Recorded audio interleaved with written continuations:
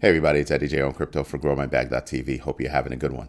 Wow, there was a lot of news going on that I tried to jam pack into the crypto minute. I still missed one. But we'll get to it in this video. So, what do we have? Coinbase introduces, and this is big. I want you to pay attention to this one. Coinbase introduces Based Agent. Based Agent is a tool that will enable you to create AI bots, basically AI agents that are attached to wallets. Now, I want you to let that wash over you for a minute and think about what that means. So already you have bots that will do automated trading and all that kind of stuff. Now you have bots that are attached to AI that'll enable you to do that. That's putting it in the palm. Instead of just being out there for the big companies that can afford it, it's actually putting it out there into the hands of retail investors. So imagine what you'd be able to pull off. Imagine the kind of analysis you'd be able to pull off, as well as the kind of trade you'd be able to pull off based on active market information that's coming in. Huge deal. So imagine Circle CEO comes out and says, oh, hey, we're going to do an IPO. It's just a matter of when. Well, your AI agent, which he did say, your AI agent would react to that and maybe buy a little more depending on what your structure is for that particular AI agent. That's huge. That's probably huger than huge, right? Then on top of that, you have Binance Research coming out with a report saying that the Bitcoin spot ETFs hold about 938,000 Bitcoin. That accounts for about 4.5% of the circulating supply. When people ask me, what should I be investing in? The clear answer that I give, that I start off with as, if it were me, well, I'll tell you what I'm doing. I'm buying Bitcoin. I'll tell you what my kids are doing. They're letting me buy them Bitcoin. So when I say that, it means that, number one, I'm not a financial planner. I'm not a financial analyst. I do not give financial advice. But what it also says is, this is what I'm doing. What you do is what you do. You do you, me do me. If you happen to do what I do, well, good luck, right? But I don't give financial advice. But yeah, my big push is the same thing as, as a few other people that you hear about a little bit later on. But yeah, Bitcoin. I don't want institutions to own the bulk of Bitcoin. That ought to tell you something. That ought to say a lot. Speaking of, Tether came out and revealed that they own 82,454 Bitcoin. On top of that, they own 42.3 tons of gold. Tons of gold. That's more than a lot of countries. I just want to put that out there as think about that. Tether has more money in reserves than a lot of countries on this planet. Should think about that. Definitely think about that. So when people say, well, there are other things or other coins other than USDT that you can trade with, absolutely. But the most trading pairs are still held by Tether. Just saying. Then Asia's Metaplanet, following MicroStrategy's lead, now holds over 1,000 BTC or Bitcoin.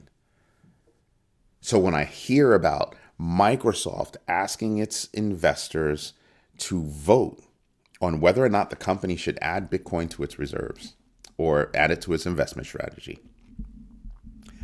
I laugh. Why do I laugh? How old is your board that they're actually thinking about not doing, that they actually recommended, please say no? When you look at MicroStrategy, they could invest as much as MicroStrategy without missing a beat. And if they were to lose it, they wouldn't hurt at all. That's how much cash they're holding on to. I'm amazed at their approach to Bitcoin and crypto in general. That request to vote no of their investors, that request tells me that Bitcoin is nowhere near accepting, crypto as payment. Not in any substantial way, which is sad because that to me also tells me you could be looking backward, very much backward. Other than that, or they have a really, really, really good reason for asking you to say no. I'd like to hear that reason. I really would. Excuse me. Because it just sounds insane. Metaplanet owns over 1,000 Bitcoin, and they just recently bought some. The stock shot up 6%. 6%. So we don't even have to think about how much, the stock has risen for MicroStrategy. They've done very well. So I'm just wondering, Microsoft, what's on your mind? What are you doing? What are you doing? Talk to me. I'm dying to know. Because they have a lot of smart people. I'm just not agreeing with this one at all. Then Hong Kong plans to extend tax incentives for private funds, family offices investing in crypto. When I see something like this, I sit back and I kind of say, wow, every place else in the world, UAE, Hong Kong, other places just seem to be moving in the right direction when it comes to crypto regulation and incentives. The incentives are there because they want to spur those investments. They need those investments. And I'm sitting back and I'm just going, wow, why is the United States sitting on its hands? Why are we missing out? Why are we not at the forefront, leading the charge? I'm still just all kinds of amazed. Meanwhile, you have people like billionaire Chamath Palihapitiya saying that he predicts that Bitcoin will surpass gold as the world's ultimate inflation hedge. Gold and Bitcoin are the inflation hedges, but by far, already written, already being done, Bitcoin will surpass gold as the world's #1 inflation hedge. Put that together with all of these other companies doing well with investing in Bitcoin. And then turn around and look at Microsoft and you sit there and you kind of go, people, you're firing on all the right cylinders outside of this space, but crypto, Now, what's going to be interesting to me is, are they going to go to the likes of BlackRock, Fidelity, Vanguard? Now, I can see Vanguard voting no. I can easily see Vanguard voting no. But BlackRock? Fidelity? Yeah, no. Some of their investors are going to be like, yeah, no, you should do that. You should invest. You should invest. So I'm going to be paying attention to, and it's supposed to happen later this year, the vote, I think December, something like that. And I'm going to be paying attention to, well, what was the vote? And how did everybody vote? If we would be able to see that. Like, were there any public statements about how certain investors are going to vote? I'd be interested to find out about that. Because I'm just, how do you justify that? I don't know. But they're also not worried about it because they make crazy money. So, they're not too stressed about it. Shiba Inu announces a strategic upgrade for Shibarium and Shiboshis, generating market optimism, along with plans to lower gas fees and expand utility. Let that wash over you for a minute. The developers are coming out and saying, we're going to be doing something special. It's going to be mad cool. And we're increasing the utility or use cases for our ecosystem. While Doge is just Doge, Shiba Inu has created a complete ecosystem and still adding to it, honing it, making it better every chance they get. Wow. The only thing holding Doge up is that musky guy. That's the only thing holding it up. He mentions everybody barks like a dog and, oh my God, Doge. I don't really have anything against Doge other than it has no real utility other than when he opens up his mouth. And yes, I firmly believe that he likes to manipulate markets and he gets away with it. That's my big issue, is that he gets away with, market manipulation. what I see as market manipulation. And I just come to a point where, I just don't like the guy. I just don't like him. I think he gets too much credit. I think he had money, came from money, and was able to earn more money based on that money. Is he brilliant? I don't think so. Is he smart? Sure. Without a doubt. Brilliant? No. Not at all. You're going to do so well with Twitter. Twitter's a cesspool. So when I think about what he's done and what he's doing, right place, right time, especially with Tesla. Go look for the original founders of Tesla. See if they have anything to do with the company. So yeah, when I look at Doge and I look at Shiba Inu, I'm thinking Shiba Inu has a way more extended future, much more extended future than Doge. Doge is going to wind up falling down, in my humble opinion. And like I said, I have nothing against Doge. I just see that there are more coins coming that are actually doing things, and I don't see anything happening on Doge. Like I said, it doesn't move unless he opens up his mouth.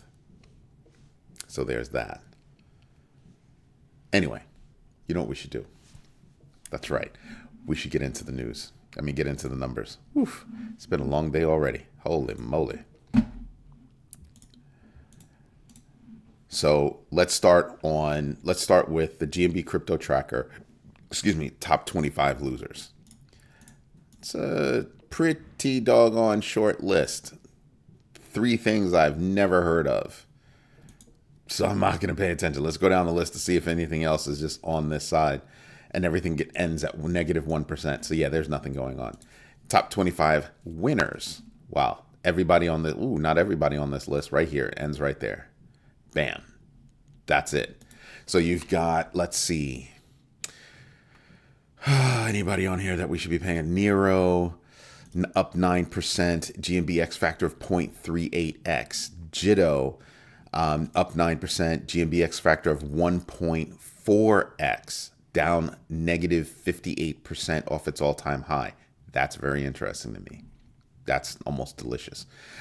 Turbo, up 8%. GMBX factor of 0.41x. Aave, GMBX factor of 3.33x, and it's up 7%. Do I think Aave can do it? I don't know. Can the owner of approximately 64% of the DeFi market move up? 3.33x? To me, yeah. Ordi, up 7%. GMBX factor of 1.8x, not bad. Phantom, 6%. GMBX factor of 4.07x. Radium, I hear a lot of people talking about that. GMBX factor of 3.87%, up 6%. Doge just got finished railing on it. Up 6% because of what's his face. And it's got a GMBX factor of 4.05x. Do I think it can do that? Yes. Like I said, I'm not a fan of Doge, but I don't hate Doge either. Stacks, I'm going to pay attention to that number from Stacks because it's a positive 5%. So I'm not going to really count it today, but I'm going to pay attention to whether or not it rises or drops later today or tomorrow. All right. Now, what else is going on? We've got earnings reports from all over the place. Let's see. Waste Management, that's a big company to pay attention to. Cadence Design Systems, Welltower. You've got Ford. That's just today. For this week, you've got Apple, Microsoft, Google, Amazon, Meta. You've basically got the bulk of the Magnificent Seven that are going to report this week. So we should be paying big attention to it. Big attention. What I'm going to be paying attention to from an economic perspective is how many of those companies are making money and how many of those companies are making money with less people. Aha. Efficiency growth. So that means that they're able to be more efficient, make more money, and still lay off people. You know what I mean? That's why you have a lot of people saying, listen, that money is not trickling down. If you're laying people off, that money is not trickling down. And that money is not coming back into communities. It's being centralized in certain places, like Amazon making a lot of money. Google's making a lot of these companies are making a lot of money. That money gets centralized with them and centralized at that top tier, right? Wealthy individuals and corporations, and not really down here with regular people. Something to consider. You've got the Fear and Greed Index at 72, not bad, even though it's down 2 from yesterday. The Bitcoin price right now at about 68,000, not bad, still above its 200-day moving average, not a bad deal. Let me see if I can zoom in. Yeah, things seem to be going upward in a slightly upward position. Not bad. Not bad. Maybe we'll get some support out of that 200 moving day and it'll keep going up gradually. That's not a bad thing to do. But you see the difference when you zoom out? You see what happens when you zoom in? You can see what it's really doing and you can calm down. And then when you zoom out, you're kind of like, oh, wow, look at that. It's going up a lot. And it's not up a lot. It's up a little bit. Literally, we need to get above 69,355 and remain there for a while, consolidate there before we burst above that 73,750, which is currently the all-time high. Right now, we're just playing with the old all-time high. Looking at the big board, you can see how, I'm going to use the GMB crypto tracker tool to help me identify what I should be investing in. Look at Doge. How long ago was it at 10 cents and now it's at 14 cents? SHIB is down a lot. It's only at 17. I think 17 is basically it's being established as its higher low at the moment, but Doge is up. It got mentioned. So if you're holding a bag of Doge, you could consider taking some profit. You really could. Or you could just wait and think that, well, when Bitcoin goes up and all coin season hits, everything will rise and I'll take all my profit there. I'd be sitting here thinking, maybe I'll take some profit now. When it takes that dip back down after everybody's taking their profit, I'll get back in and be able to accumulate more Doge. That would be my strategy right there. Rune is up, Phantom is up, Phantom, Rune, and Aave are all up. I'd be looking at Aave. That's really where I'd be looking. Avalanche, I think Avalanche has got some stuff going on. I'd be looking at Avalanche too. But you have my normals, BTC, ETH, BNB, BCH, even Solana at 177. Oh, that's a good number. That's a really good number. At 51, I'm not happy about that. I might hold off on that one. I'd probably buy some ton at this price. It's less than $5. I'd probably snatch up some. What was it? Yesterday or the day before? It was at 492, and I think even lower. I'd be snatching some up right there. Pole not doing bad. Whiff is making a comeback. Render. I'd be like I said. There's so many things that I could buy right here. It's how much money am I going to make off of that investment, and I'm going to prioritize based on that and other factors such as what industry they're in, the utility that they supply, that kind of thing. So, and how soon it can happen. Like how close do they track to Bitcoin? Because some track directly correlated with Bitcoin like stacks, and then others track a little bit softer to Bitcoin like a Shiba Inu. So I might be able to make some big money off of stacks, drop out and come into Shiba Inu and make more money. So it depends on how they track toward, the up and coming bull run. Just saying. Then you have just looking at the numbers across the board, not bad. But you look at Ethereum and it's only 11% year to date. Still, if this was a stock or bank account, you'd kind of be like, well, that's not so bad. That's not so bad, right? But you look at others like BNB Chain, Solana. There you go with Doge. There you go with Toncoin, Shiba Inu. Big numbers. Shiba Inu is actually outperforming Doge. Shiba Inu where it is, Doge taking off today, Shiba Inu is outperforming Doge year to date. These are the things I pay attention to because everybody will be like, oh my God, look at these numbers. When you start doing comparisons, that's when you start seeing things. That's how you start seeing things. So it's interesting to me. Anyway, this is Eddie J on Crypto for GrowMyBag.tv. Hope you like what I'm doing. If you do, hit the subscribe button. Definitely have fun with it because we are, and we're growing the community. We hit 11 11,000 over the weekend. We hit above 11,000 over the weekend, and we're still growing. We've got a lot more coming. Have a good one. Bye-bye.